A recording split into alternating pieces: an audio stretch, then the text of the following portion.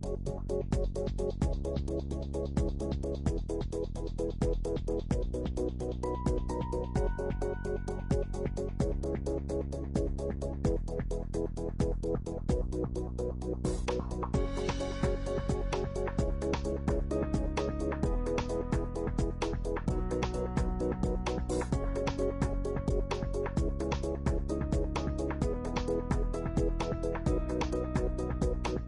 evening, everybody.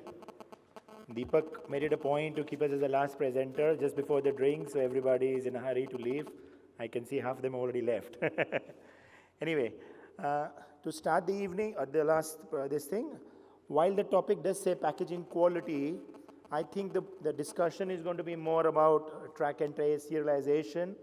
And what we're going to start by doing is, you already introduced, I would just present to you about some basics about labels. What are the kinds of labels? What can we do with labels? What does pharma and other industries want to do about labels? And then Harpal will take it forward about serialization and the user experience, and finally the track and trace.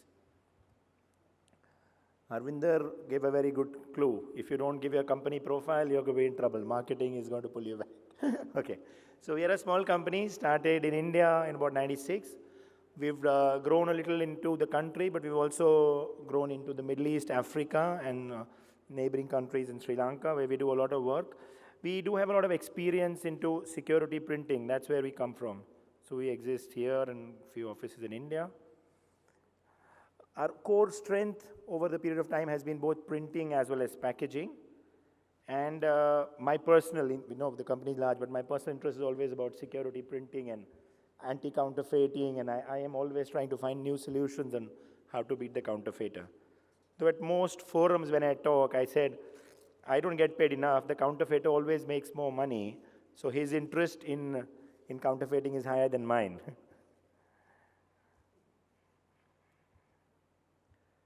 Just let me come straight to labels is what we want to talk about today.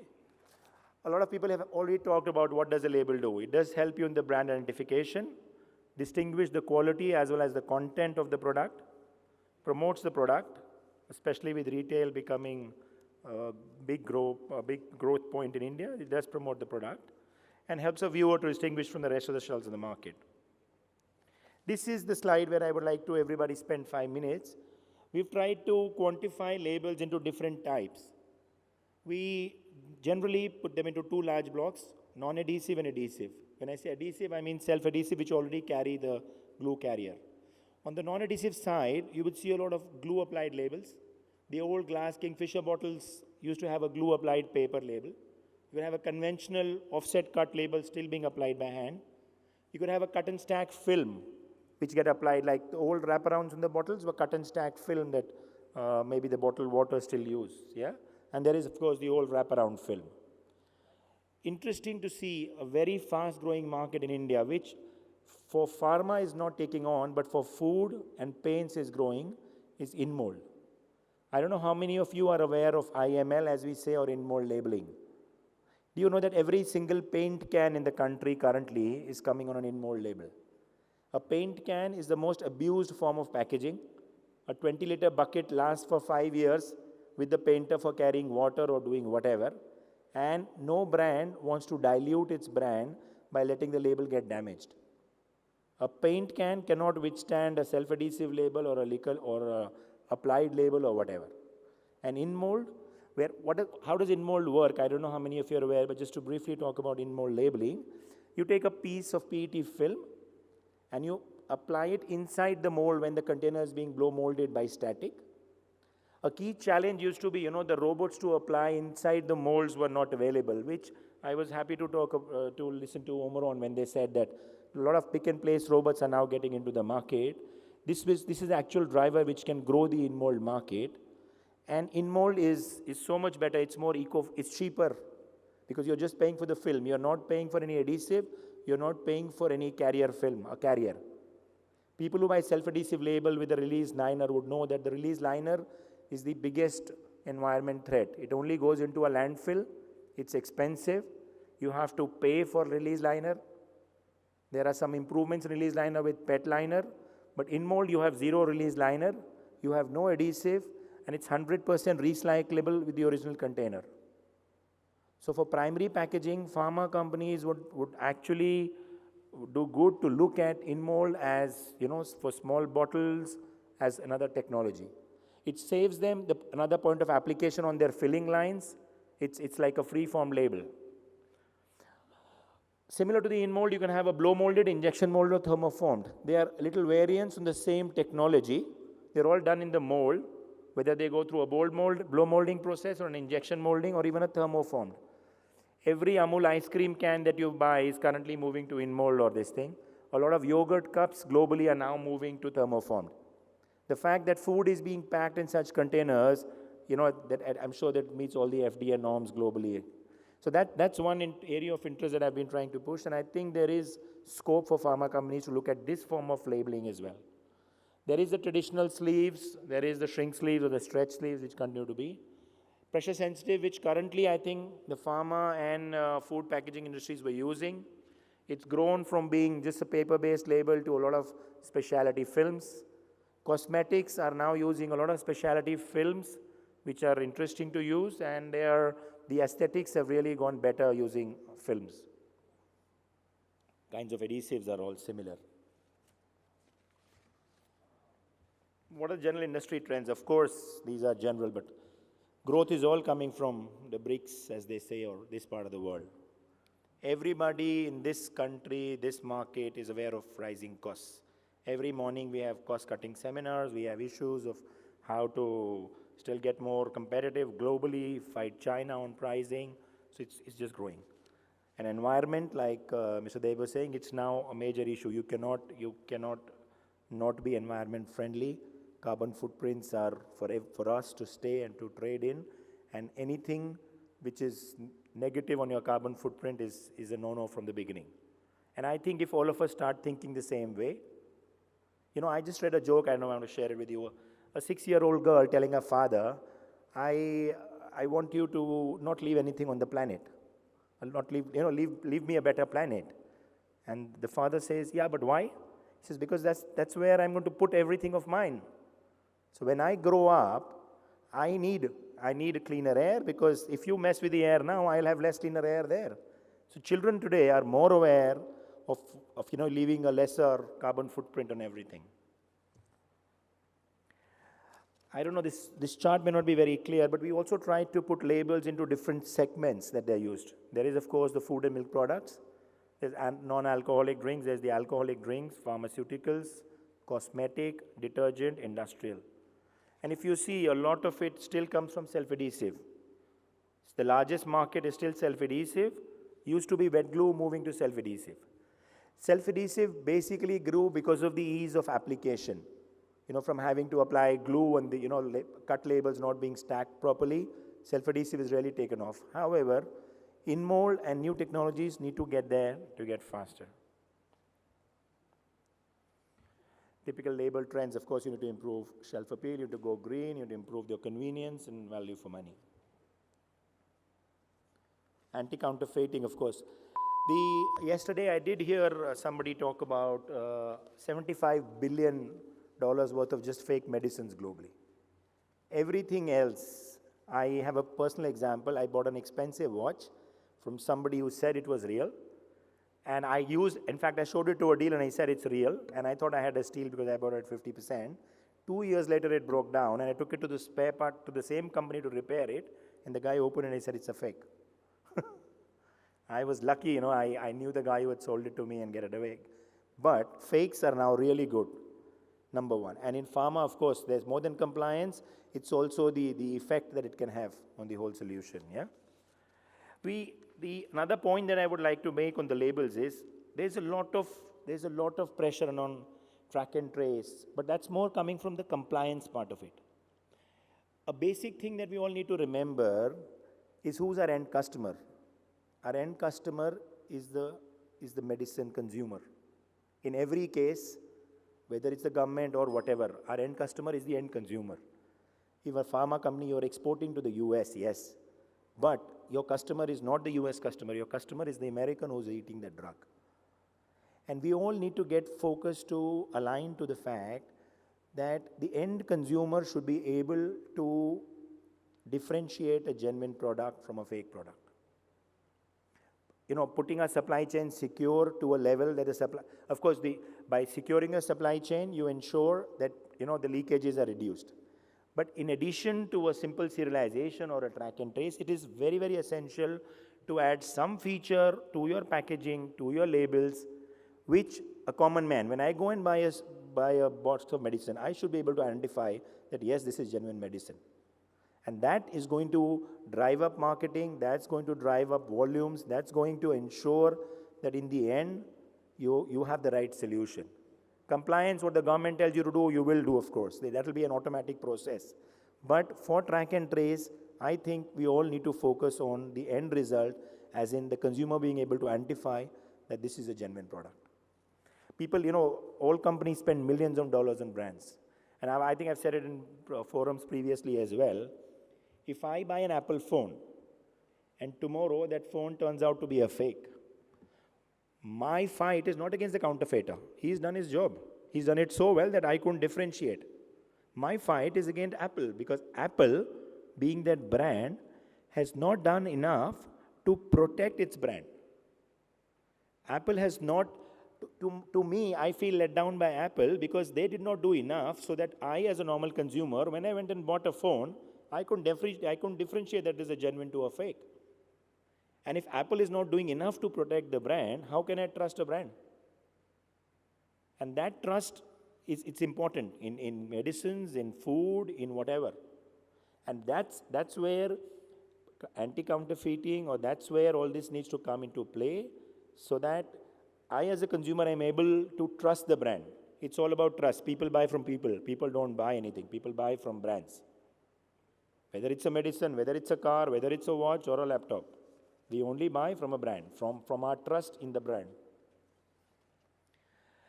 Secure packaging, of course, is we need to bring our security into the whole packaging. We need to get the primary label. We need to get an outer carton. We've been working with lots of brands in, bearings, for example, in India are 50% fake.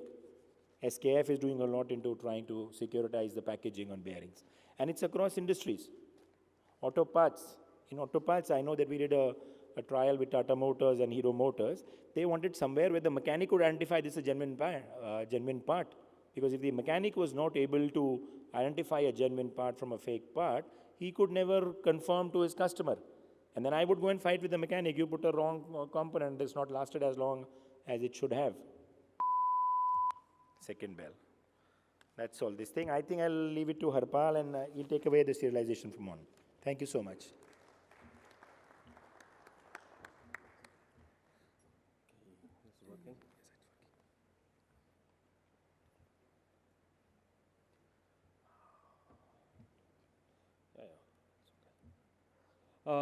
Thank you very much, Dinesh. I think you have framed it up very well. Coming at this hour, I really feel a lot has been learned since I have been sitting here, and thanks to everybody among here who has been here before me on the dais is a knowledge pool.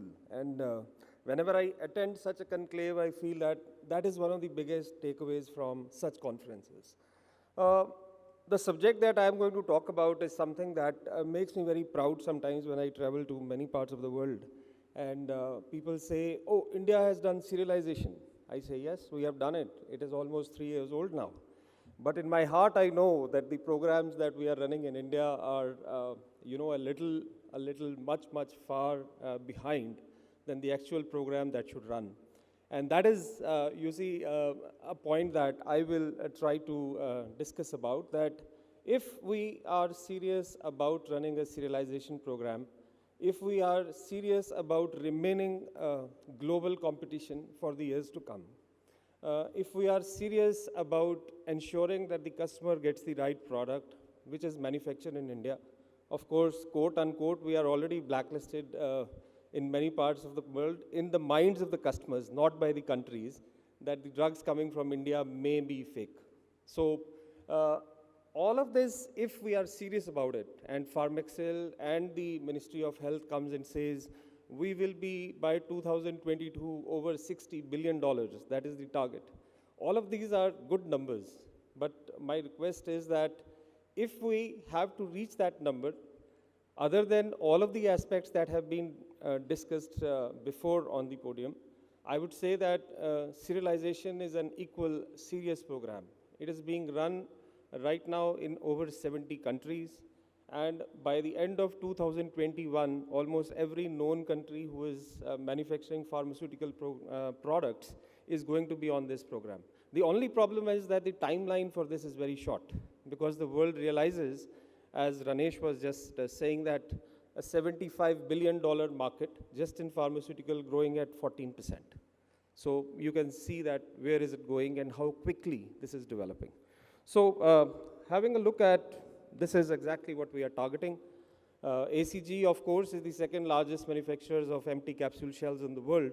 So even we are sometimes not able to differentiate when our products are counterfeit in the market. We don't know it is an ACG capsule or somebody else.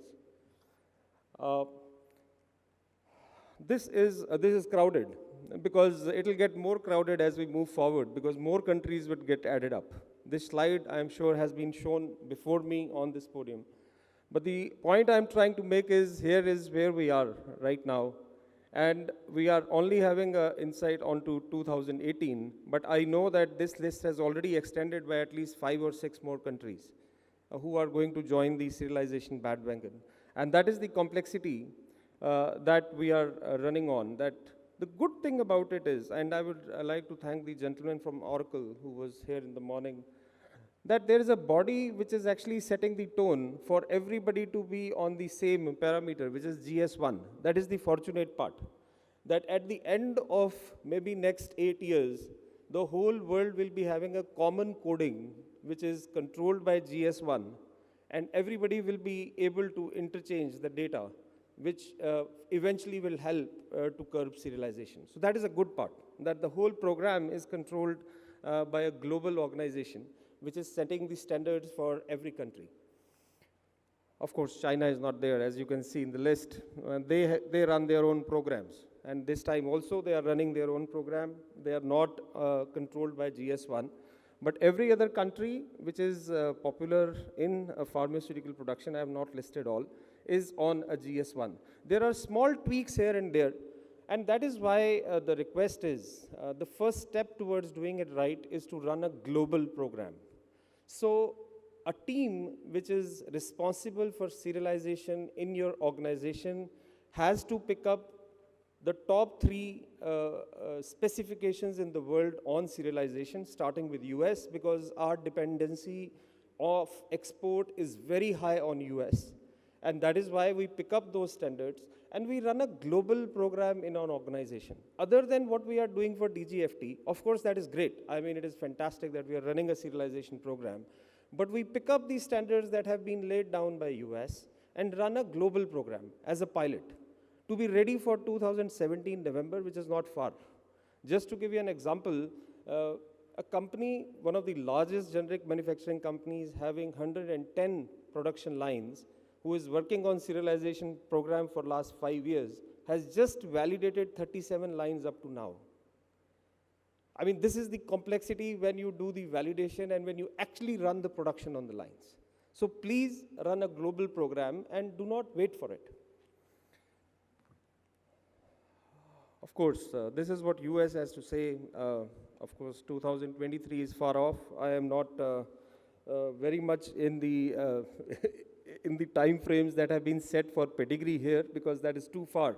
I anticipate that by that time the technology itself will change, or there will be a very different technology which will be incorporated into the pharmaceutical production, and this will not be validated at that point of time. But 2017, yes, I think that is the aim that we all should have. So as I said that I have taken Anvisa number just to say that this is how close the program runs. I mean, Anvisa is taking a different number, but the coding structure remains the same. It is a 2-dimensional code having, Anvisa is the Brazilian FDA kind of thing. So they run the similar 4 numbers, but they give it a different code, and they have this 2D data matrix code carrying the information. So this is exactly what is important to realize here is that I met And Ranish, I would like to just mention this to you that every single product which is sold in Turkey, every single pharmaceutical product is registered in the database of the government. 142 manufacturing companies, almost 10,000 distribution houses and pharmacy shops. They are all connected to the government server. They have spent $10 billion on this program. And the payback is already done, because in Turkey they pay for the health benefits of every citizen. And the frauds which were there before this system, they have all vanished away. And the payback was just 3 years. So I've just tried to say that there is a success which has been achieved in a small country like Turkey, where the government controls the entire track and trace system, right from the generation of the numbers to distributing it to the pharma. And the citizens, they are benefited by having the right product. The government gets benefited because they don't have to anymore pay the wrong people who are producing fake bills. So what the problem was in Turkey, though, is what I'm coming to, is that when the product reached the pharmaceutical industry, they were not, initially, they were not scanned by the scanners. And I tell you, if I pick up the products today from our companies, there are many who will not be scanned by the scanners. And the reason is that the scanners are designed for some other application. We are making those scanners read 2D data matrix codes.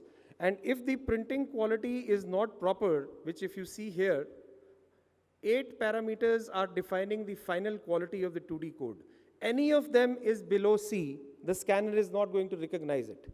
You can just imagine that how complex the monitoring and the printing of the 2D data matrix code is. Each code is, the parameter for on the benchmark is on 8 parameters. So if you are not doing the right printing, you will have lots coming back from US in 2017 because the pharmacy will not be able to read it. They are not going to use high resolution cameras which we are using in our companies. You have to grade it as per what the grading norms are. So of course, I am skipping a lot of slides. I said this last time also on this podium that please involve all of these people in the company and form a team for serialization comprising of the IT department, comprising of the production team who is sitting and making and running this production line, comprising of your regulation who are actually designing the labels and talking to FDAs, and of course the other agencies across the world, and the regulatory which has to keep a check of that you are ahead of the game. In any company who is running a serialization program, this 5-people team is mandatory, and the whole onus should be on these 5 people, not just one engineering or a production gentleman who unfortunately is there and you tell him make it a success. It is not going to happen. And every company I have met, which is running a global serialization program, this remains the team. Important also is that being a generic manufacturer, you will have to interact with many environments because you will not be able to produce your own numbers and print them unless you go to that level where you start getting numbers from a Pfizer or a Teva or a Abbott because you are producing for them. They would not like you to print their numbers. So you have to, whatever production line you have, it has to run for Brazil one day, maybe for US, maybe for UK. It will run many SKUs. On the top of that, that line may have to fetch numbers from an Abbott, a Pfizer, or a Teva, because serialization, the product actually belongs to these companies, and they would like the numbers to come from their own repository. So if you are having a server which is right now generating a number, which is the DGFT requirement complied, you are still missing on this big part, which is the global companies you are working for, interacting with them and their SAP or their ERP environments to download the numbers for you. And that again brings me to the same fact. I am harping on this again and again. Please run a global program. Only then you will understand. You can see the partners here, TraceLink, Axway, some of them were here also. In fact, Mylan, Teva, Pfizer, all of them have their own way of number generation. This is 2023, I'm not considering anyways. Important, just the last slide. This is the production analysis. This is what is you are getting into if you are not doing the right things in the beginning. I will share this chart with you. This is actually just saying that there are 5 or 6 factors which are responsible for the rejects. And until you tap into each of those factors and do a rejection analysis, you will have 4 to 5% rejects on your production lines. I'm sure none of us sitting here wants that. Other than serialization, there are few other things that it brings on table. I mean, the serialization and the track and trace program, your brand loyalty, of course, which we are talking about, profitability. At the end of the day, you are going to win back your market share. Maximum supply chain efficiencies. You will not have your distributors among themselves shifting products here and there, not even telling you. And you are wondering how come my product is being sold more in this market when I am not even shipping that much. So that those wonders will be over. And of course, being ahead in the game globally. Thank you very much, and we are here for questions. I'll invite Monindra now to come and share his experience. Good morning, everybody. First of all, I would like to thank Deepak ji, Anil ji, Dr. Gautam, and other core committee members for providing me this opportunity to stand and speak in front and share my views. Today, I'm going to share my view on the standalone package products and its relation with supply chain integration. With the 2 days that we are having this seminar, we have seen many topics which have been discussed, from e-pedigree, serialization, DQSA, DSSCA, automation. So all these topics are being discussed, and now primary level is also one topic. I don't know, in the evening at 7 o'clock, 7:30, if I say, is there any opinion that we can ship product from India and export it without using any primary label? How many of you agree that we can ship products or export it without using primary label? So maybe nobody is agreeing. So at the end of the session, I will just try to catch on the topic.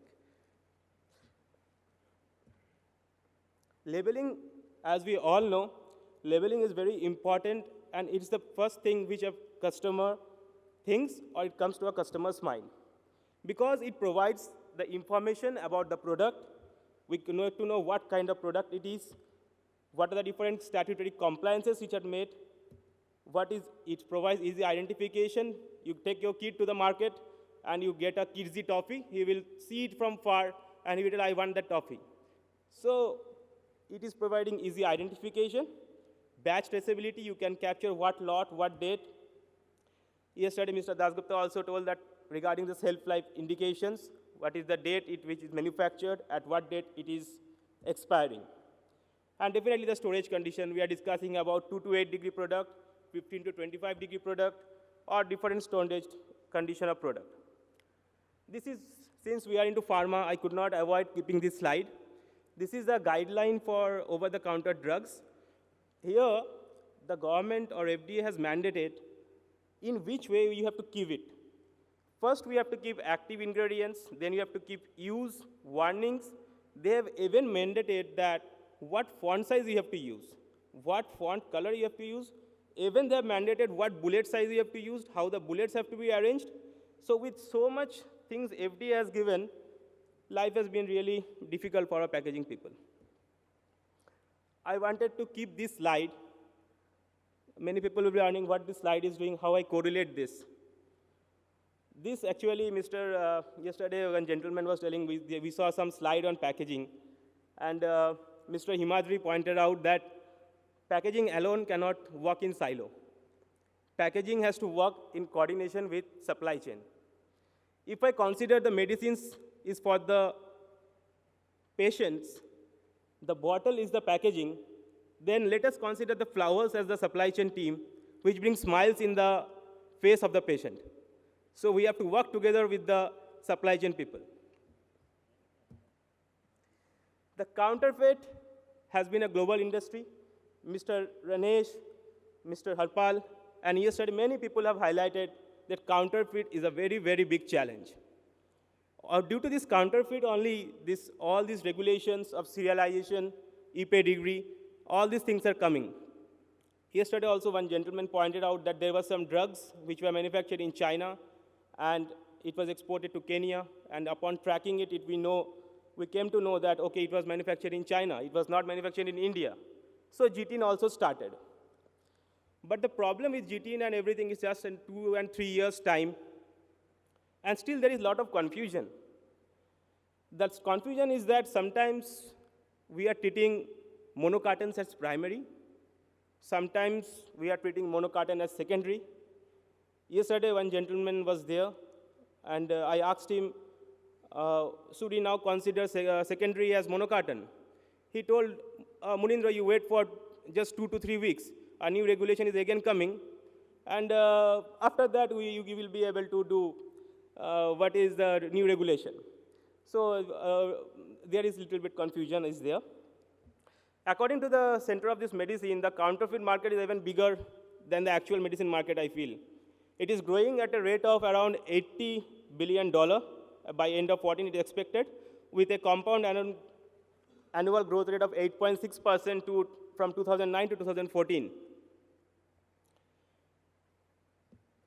This counterfeit is not only in the pharmaceutical industry. Maybe we are representing pharmaceutical industry. Some people may be from FMCG industry. Some may be from different kind of industry.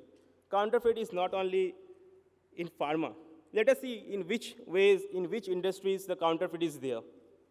Counterfeit is there in the shampoo industry, FMCG industry. We don't know after applying these shampoos how many of your hairs will remain or what will happen to our hairs. And after using this shampoo, what will happen to our clothes? The counterfeits are very, very smart people. Mr. Ranesh clearly told that they are very good, and if Apple cannot protect, it's the responsibility of Apple. It's not, and we should really appreciate the counterfeiters. There is they are not living even the matchbox. Just if you went to any village, you will see that sheep and horse are the two brands. It's sheep is one sheep, then spelling is changing. Nobody looks the matchbox. So I just could not keep this aside. And last, I have captured one medicine. It is one of the Pfizer's blockbuster molecule. And before buying this molecule from any online site, if he is giving at a very good rate, please check the authenticity. Otherwise, there will be a lot of difficulty. The product, we will discuss after this meeting. The FDA is the guard. He is every day shouting at us how many you have done this track and trace, have you done this EP degree? They wanted to do by 2014, 15, but FDA is also understanding some companies it's very difficult to implement everything in India, and they are gradually postponing it with DQSA, DSSA, and they extended to 2023. I will tell one example actually. Why do the FDA think? Let us share with you a small story actually. Once what happened, that there was a rocket in NASA, and it was not moving at all. So everybody, all the scientists from all the world came, and they thought that what is happening, why this rocket is not moving? Nobody could do anything. And then once they called, okay, let us call the Indians, they are very intelligent. So they called the Indians. The Indians came, and he told that, okay, do it in 45 degrees this way, do it in 45 degrees this way, and just press the button. And the rocket immediately shoot up. Everybody was astonished, what is happening? How he is so intelligent? Then they told, what you have done? Well, in the morning, in winter, my scooter does not start. So I just put it in this way, that way, and it moves on. So this is known as a jugaad. And let us, I relate it because we are really doing jugaad in this track and trace.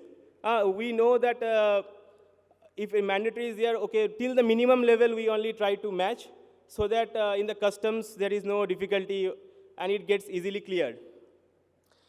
Again, I've captured one slide. Okay, it's time is going on. Which shows that this is becoming difficult for the counterfeiter, and which makes it difficult proposition for him to have high risk and low profit. So we can increase the difficulty with which the person can actually not do the counterfeit. So counterfeit helps to prevent the barcode scams, and other things is that rational use of medicine. The benefits of serialization we have discussed yesterday also today, but some points we are there. One point is that visibility is lot of there increases with the serialization, and we can everywhere track that where it is happening and where it is not happening.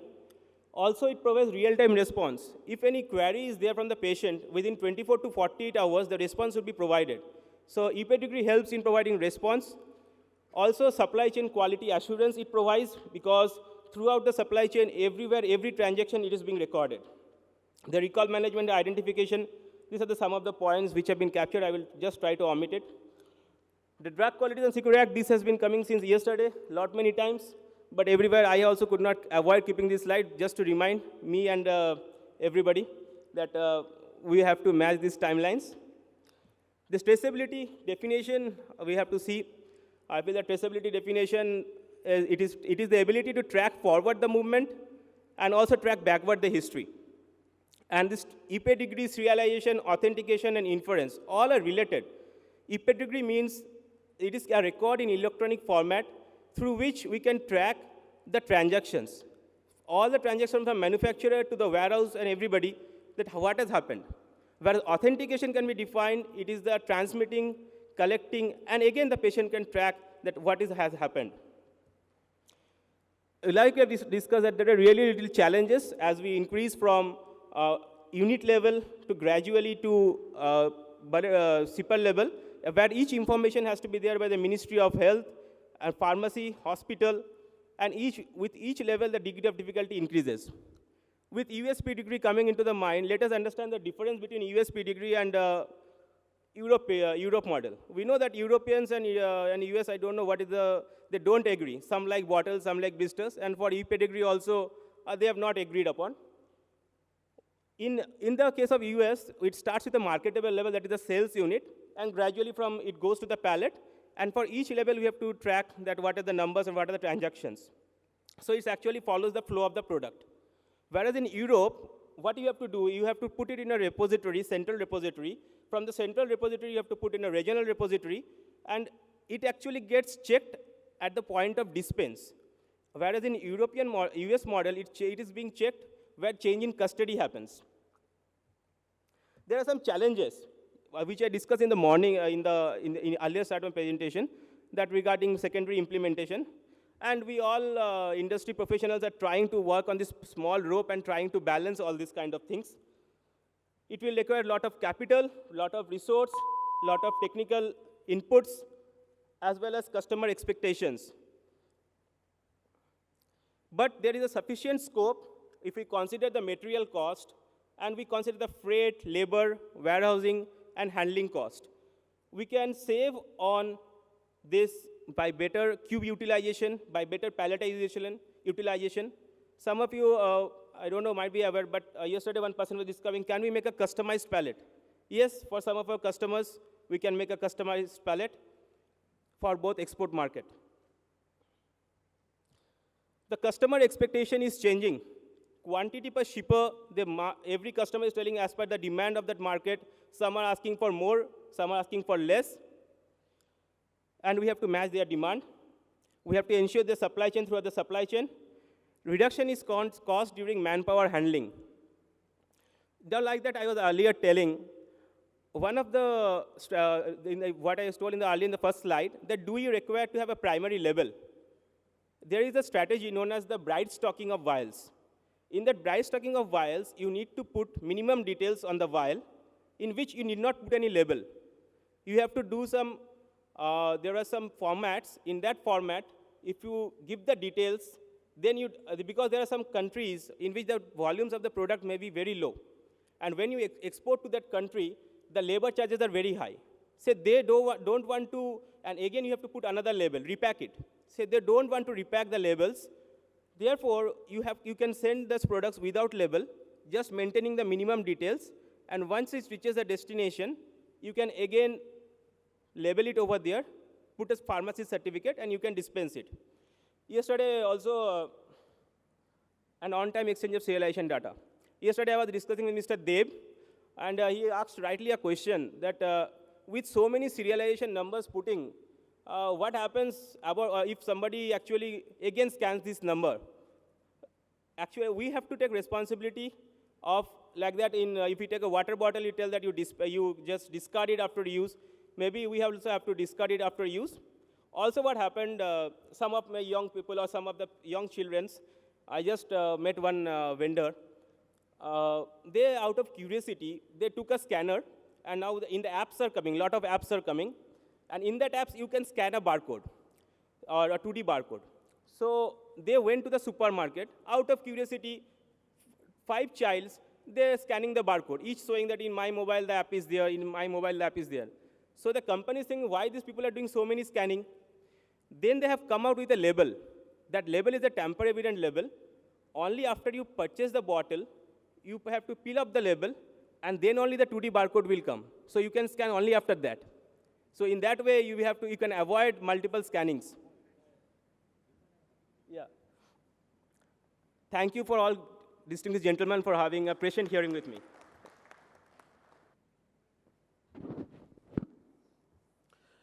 Good evening, everybody. I'm thankful to the organizers and panel members as well as the audience who are present over here. It's good that my topic is last to discuss about track and trace technology. Yesterday, we got a lot of inputs on supply chain. What are the best practices? Okay. Today, when the question is of implementing track and trace, I'll discuss about which can be the best practices to implement track and trace in an organization. Yes, my presentation will be centric to pharmaceutical industry only. As told by everyone that we are guided in our country by DGFT. Along with that, MOHW has given guidelines to implement barcoding systems on primary, secondary, tertiary. In turn, that is being guided by GS1 and US FDA. This is again deadline slide everyone has shown. And as Mr. Harpal even told that we have very less time. Okay. In a couple of years, we'll have to comply with complete serialization.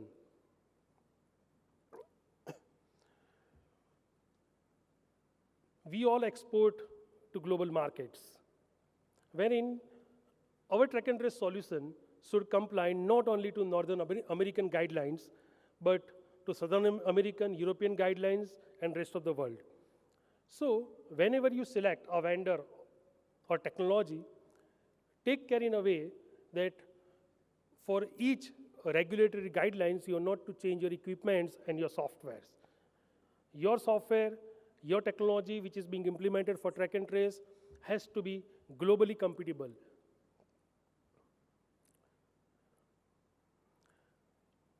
We are half the way in secondary. Primary, we are heading ahead. Lastly, we'll have to upload this data on ePedigree, for ePedigree on cloud. Yesterday, Mr. Swaminathan from GS1, he conveyed us that government is setting up a global portal wherein we'll have to upload these serials. And that's not far away. Down the line, 7 to 10 months, we'll have to upload this serialized data onto our government portal. When we talk of track and trace, a lot of discussion has happened right from packaging up to warehousing. Track and trace is nothing but integration and synchronization of different technologies. IT, definitely yes, is going to play the major role. Think of the database we are talking about. We are talking about managing billions and trillions of serialized data. That is one. Secondly, the track and trace software has to communicate with the equipments which are there in packaging area, sorry.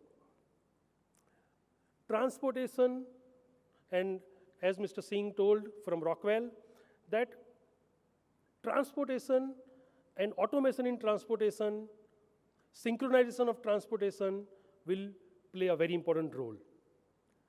When the question of transportation is there, right from primary, moving primary products, secondary level packaging, and the tertiary level packaging up to warehousing. So we are talking of transportation from primary to warehouse. Printing technology. Various printing technology will have to be synchronized. Because in secondary, we are talking of printing barcode and human readable on cartons. When we talk of primary, we'll be talking of printing on blisters, vial and ampoule labels. Then next is inspection. Yes, if gradation of the barcode is not properly identified, grade A, B, C, which are valid, okay, we'll have to face chargebacks, recalls. So camera inspection system will play a very important role. Rejection ratio control has to be in place. Otherwise, we'll end up paying high values on carton losses and barcode scanners. So these, I'm giving an overview of all the technologies which are involved, and we'll have to synchronize and integrate these all different technologies for track and trace. While selecting a track and trace software, today we are told that we'll have to do parent-child relationship of primary, secondary, and tertiary. But remember one thing, that tomorrow customer will demand to do parent-child even of the intermediary packs. So your track and trace solutions should support N level of packaging, N level of barcoding, even intermediate package barcoding, and primary child relationship at each level. That is one. Secondly, we all are working and heading towards stopping counterfeits, duplication. So mass data encryption is coming in the picture. Whatever serialized data we are generating and we are printing on these cartons has to be encrypted. Neither IT department nor the operator should be able to fetch data from the database. Only printer and cameras should have visibility of that data. So data has to be stored in encrypted format, which is very important. When we are talking of managing such a huge database, mirroring of the database also plays a very important role.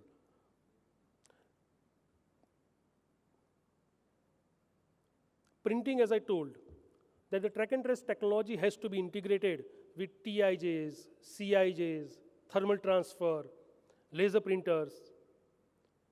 And today when the topic is of primary label, labeling machines are going to play a very important role. As you know that as NKP, we are into labeling machines since 2 decades. Printing a 5 mm by 5 mm barcode and using a 1 mm font is really a challenge, and inspecting that. So printing technology, a high-speed labeling machine, high-speed carton coding machine, automatic machine wherein it will place a tertiary label on a box and then transfer that to warehouse. So printing technology is going to play a very important role. Second is inspection. When you talk of inspection, we cannot keep 2 inspection systems while we implement track and trace. So your inspection system should definitely check the gradation of the barcode, OCR values, but over and above the mandatory things, it should be able to check pharma code, artwork code, any additional information which is being printed on the carton or on labels. Because you cannot have 2 systems in place apart from track and trace to inspect other things. Rejection ratio control. Think about the carton losses. If rejection ratio is high, if it is more than 2%, 2.5%, the investment which you are making in track and trace solution, in 1.5 year, the same amount you will waste in cartons. So rejection ratio control is a separate subject, but yes, one will have to take guarantees and warranties from the vendor itself while you implement track and trace. As per GS1, 4 parameters are mandatory right now on pharma products. But while you select a track and trace solution, think in mind that there are 100 such application identifiers. Tomorrow customers will demand from you. Like 11 is base production date, 13 is packaging date, 15 is best before date. So these are application identifiers specified in GS1. Your track and trace solution should be compatible with all 100 application identifiers.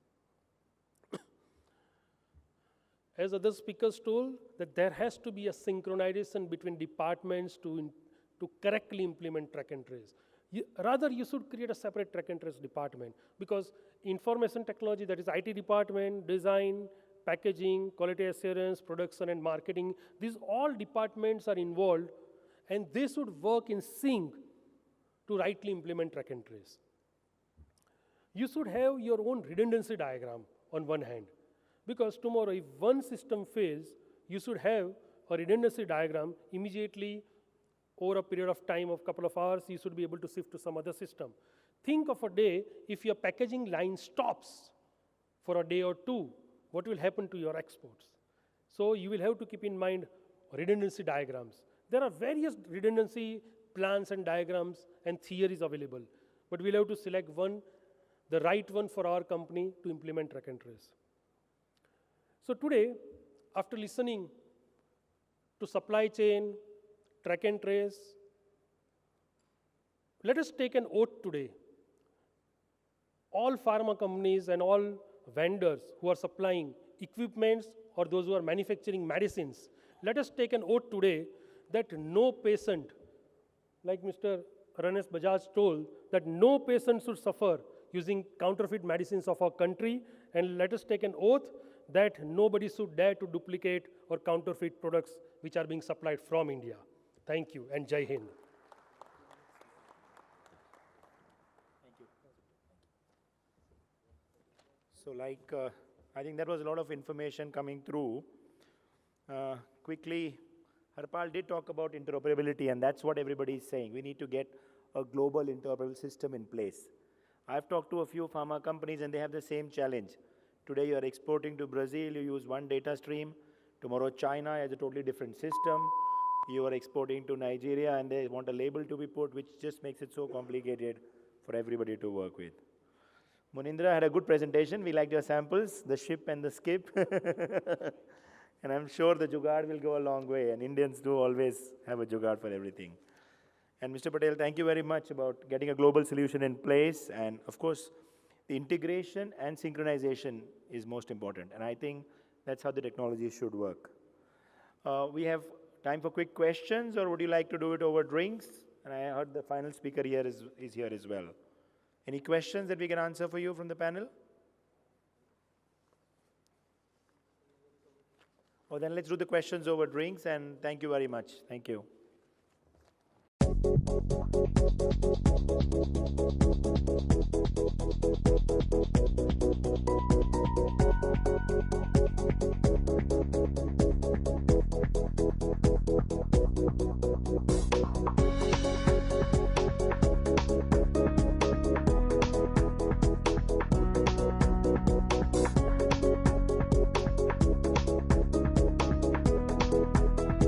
The concept of combining packaging and supply chain management is a wonderful idea, and the program integration between the packaging and SCM, the topic selected was excellent. It was not done just like that. It was done with a brainstorming session, and which they have yielded the best results in these 2 days. Today it has been really important for the industry to understand the importance of the whole integration of automation with the enterprise level too. Apart from the topic, I really liked the whole concept of assembling the industry experts. It was a good learning experience for me. I definitely would like to come back on the next conclave too. In fact, like before I came here, so it was I was under the impression that like it is completely packaging related or supply chain related for a specific domain or an industry. But it was really a surprise. Like it is good to know that like diversified industries were there, and the speakers were eminent speakers were there. You know, so it was like a complete day. I could see that nobody left. So it was very interesting. Each session was well managed. So I think like hats off to the organizers. And what is my takeaway from here? I think it's an education. And it's only when different elements of the supply chain actually interact and share knowledge, it's when we'll have a completely integrated product for